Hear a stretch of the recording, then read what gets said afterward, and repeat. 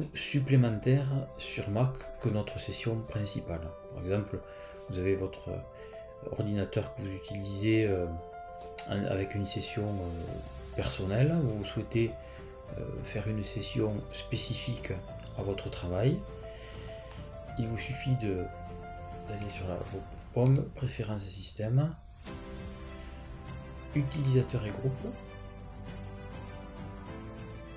Là, vous déverrouillez le cadenas.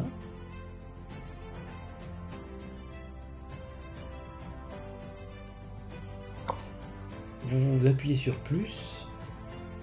Alors, vous pouvez soit rester sur un compte standard, ce qui fera une session pour quelqu'un, si c'est votre un ami que vous ne souhaitez pas, ce qu'il accède à toutes les possibilités qu'aurait un administrateur vous laisser sur standard. Si par contre vous voulez créer un autre compte pour votre travail, si vous êtes en association, vous faites un compte administrateur si c'est vous qui allez l'utiliser. Si c'est une asso, vous pouvez l'intituler asso. Par défaut, le nom du compte sera asso, mais vous pouvez le modifier à votre guise et rajouter bien sûr les mots de passe pour pouvoir se connecter. S'il n'y a que vous qui l'utilisez, bon, pas besoin de mot de passe, particulièrement si c'est un iMac, si c'est un ordinateur fixe. Par contre, si c'est un MacBook que vous circulez beaucoup avec, c'est toujours bien de mettre un mot de passe. Je vais cliquer sur créer l'utilisateur. Voilà, je n'ai pas mis de mot de passe, donc forcément il me le précise. Donc, je vais cliquer sur OK pour créer le compte. Je vais conserver la connexion automatique de manière à ce que quand je me connecte, je puisse avoir les deux sessions de proposer. Voilà, il vient de me créer mon compte asso.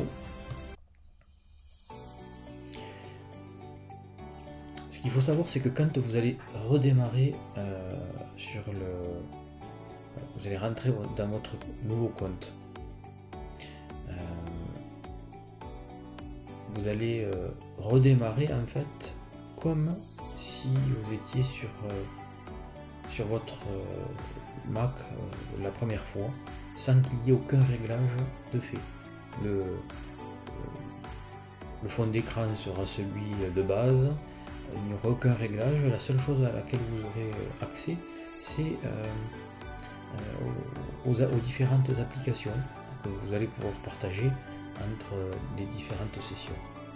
Donc il faudra tout réorganiser, et c'est ça qui est bien, c'est que si vous avez certaines préférences dans l'utilisation de votre souris, de votre session, que votre conjoint, si c'est votre conjoint qui utilise une autre session, bien qui a d'autres préférences, et bien chacun pourra faire à sa guise, et ça c'est vraiment remarquable.